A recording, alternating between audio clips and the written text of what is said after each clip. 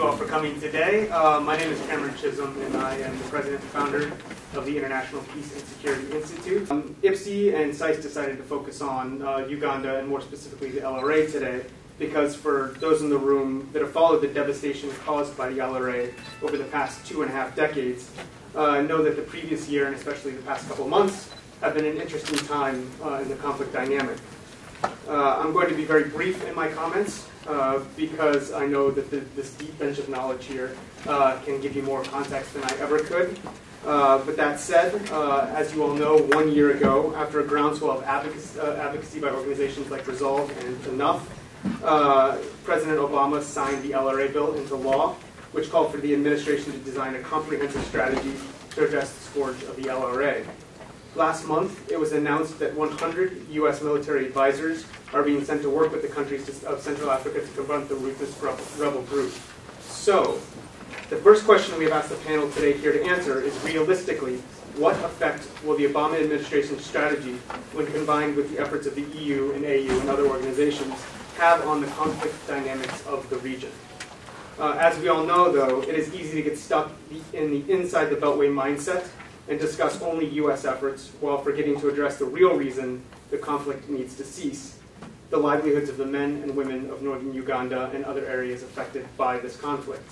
In the last 3 years alone, since the collapse of the Juba talks, the LRA has killed some 2,400 civilians, abducted an estimated 3,400, and caused 440,000 to flee their homes. Over 60,000 children have been abducted since the LRA began its reign of terror, many of which were forced to become child soldiers or sex slaves in order to commit horrific acts. Although neutralizing Joseph Kony would be a positive first step, it would be just that, a first step. The real work will be fostering peace and security for the traumatized populations, as well as bringing those responsible for the worst violations to justice.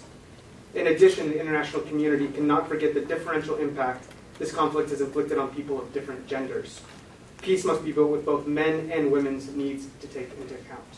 So, the second question we have asked our panel today is, what, in your opinion, needs to be done and by whom to foster a lasting peace and sense of justice for all Ugandans touched by this horrific chapter in their history? You have the bios of our high-level panel of experts here in front of you, so I won't take up any time with additional introductions. This panel will be moderated by Dr. Terrence Hopman, Chair of the Conflict Management Department here at SICE. So I'm now going to turn over this to him. I want to thank you, and I look forward to meeting some of you at the beer and wine reception that's going to immediately follow this event. Thank you. Yeah, thank you, Cameron.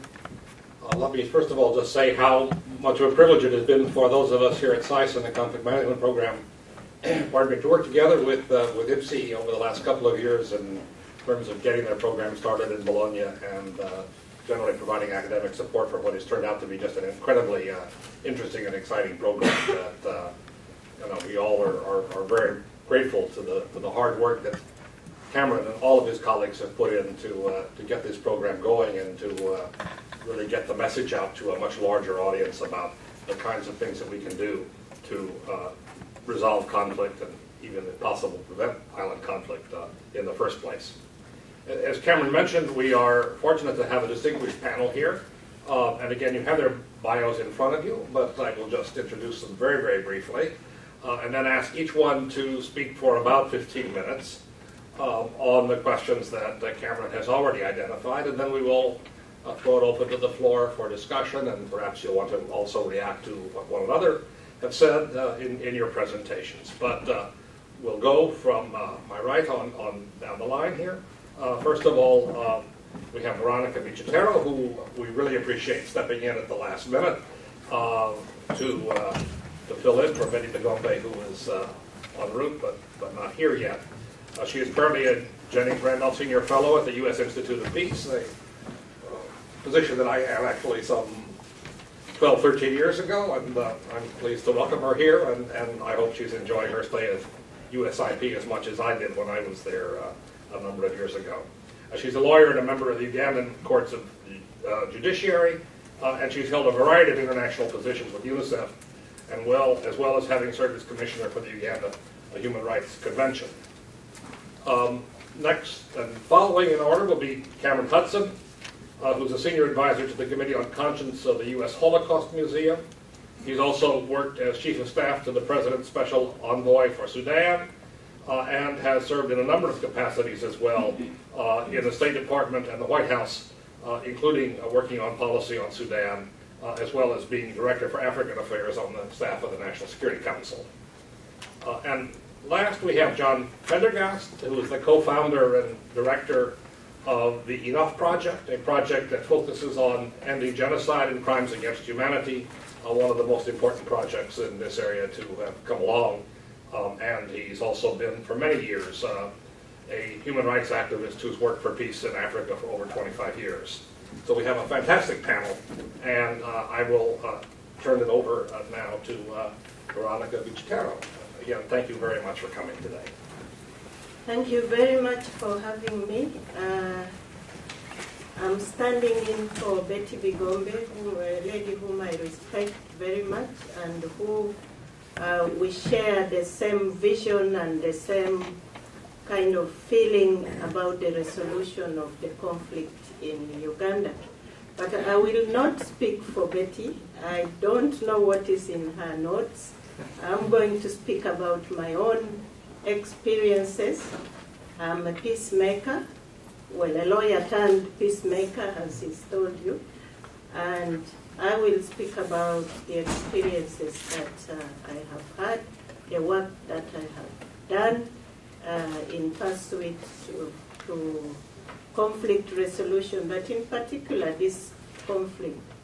As we all know, the LRA has been active in Uganda and within the region, that is the Central African region, CAR, DRC, Sudan, and Uganda for the last 25, almost 25 years. And all the atrocities, the sufferings of civilians, the death of so many people, the abductions have all been meted out on Ugandans. We had the highest IDPs, one of the highest internally displaced people in the country between 2003. And then we had refugees in other countries. We've had our own children abducted and married out to the rebel commanders. We've had our own children abducted and given guns to kill their mothers and fathers. So the list is endless. And this is not the only conflict Uganda has had, but this is one of the longest Uganda has had, and that brings questions. And I think the fundamental question here is the attainment of lasting peace. We don't want another coin. We don't want another conflict. We want peace and lasting peace in the country. Now, what has Uganda done, or what has the world done on this conflict? There has been a lot of international assistance and international intervention on this conflict. All of us know that America, or United States, together with our colonial master, then United Kingdom, and many, many good-thinking state parties have all come to Uganda and asked the Ugandan government to seek a peaceful resolution to this conflict. That was tried. That is still being tried. The international community has tried it and are advocating for it. The regional governments are advocated for it. We all know, and the peace, there was a peace process that I participated in together with my colleagues here in Juba. We had a mediation and that failed. But we also know that the religious leaders in Uganda and the traditional leaders have also tried to put an end to this conflict. and up to now, nothing has come up. But there has also been a military intervention. United States helped when the signature of the final peace agreement failed, the Juba peace process, helped in 2008 and to provide logistics for the military operation that was set up by Uganda Army. We call them UPDF, Uganda People's Defense Forces. This was an operation, a military operation called Operation Lightning Thunder. We thought with the assistance and logistics and a bit of intelligence from the American government, American military, Kony was going to be captured and or killed. That failed. We were told it was weather conditions. Some helicopters crashed, and this did not work out. We are all aware about another international intervention, the United Nations Rome Statute and the International Criminal Court, where the warrants were unsealed against Kony and his other commanders. So there has been a lot of work to try and make an end to Kony. And up to now, we have not been lucky. I also want to talk about the Ugandan Army, our UPDF. Their style of following up Kony and trying to catch him and maybe kill him has not also succeeded. The UPDF, to their credit, is a good force, but they don't seem to pursue Kony to the lasting conclusion of catching him or of killing him. Often we had, we just managed, we were just about to catch him. We even found cooking pots. There were warm cooking pots, clothes were drying, just washed, and that kind of thing, but they've not been able to catch Kony. And this is has caused a lot of concern. Civilians are dying, and the most shameful thing now is the fact that what was a Ugandan conflict, what was a rebellion against the government in Uganda for reasons that were politically highlighted, which now are no longer the issue, like multipartyism, federalism, human rights abuses, because that is what the LRA had accused the government of the day. Those have been lost, but Kony has still not been captured. And the shame to the faces of Ugandans, including me, is the fact that the conflict has now left Uganda and gone to affect our neighbors. And then we are responsible for not having this conflict concluded. So when last year, together with my colleague, we were here under a totally different heading, International Working Group, where I'm a member, that is the European Union ambassadors, together with the United States and United Nations. We were here trying to chart out the roadmap and to work out what can be done to the LRA.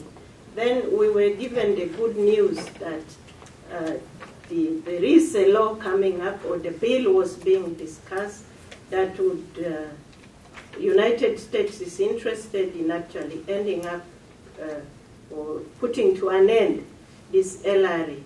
So fortunately, we can all read, but that law is now in place.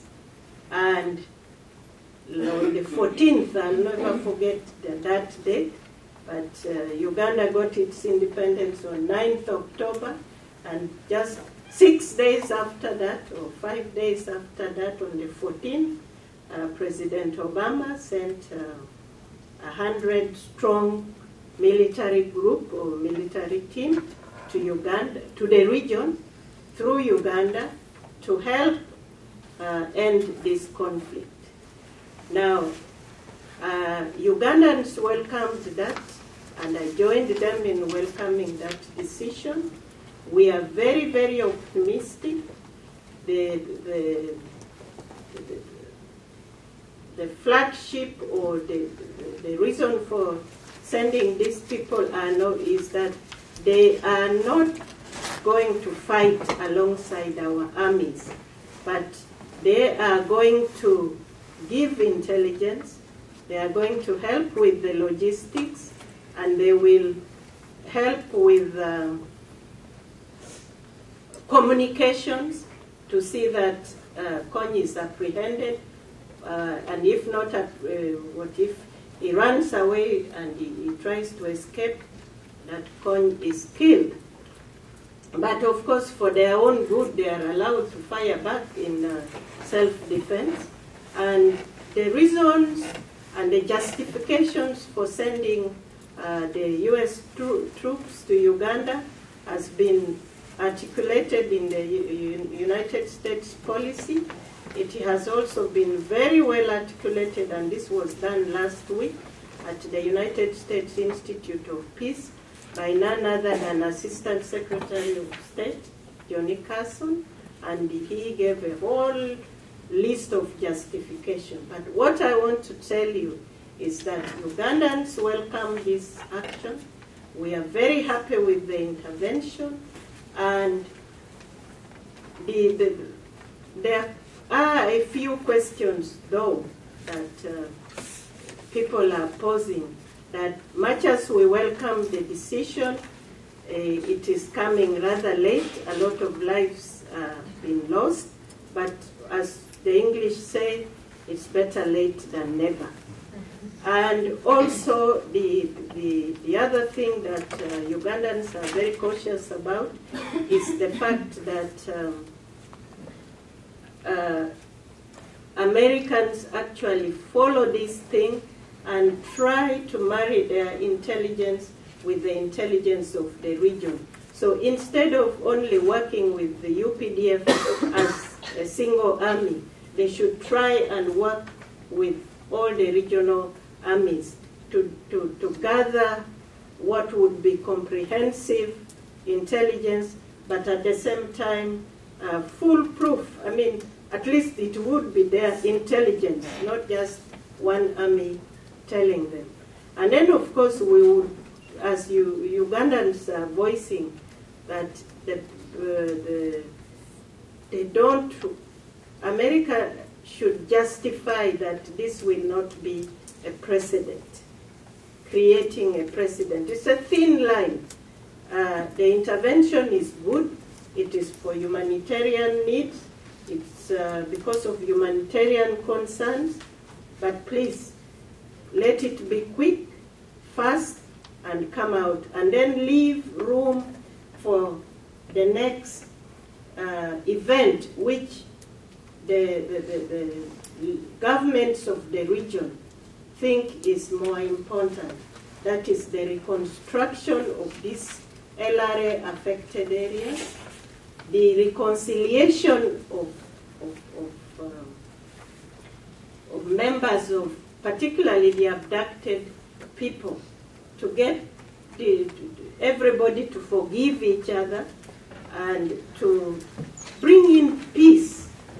Because in a conflict like this, LRA demarcated an area. The terrain is a big forest, and nobody can get there. But for their survival, they loot from the civilians. For their armies, they abduct from the civilians of all this region. So to have regional peace, we will need to follow up on reconciliation. Uganda will have to come up and get into serious reconciliation mechanisms with their neighbors.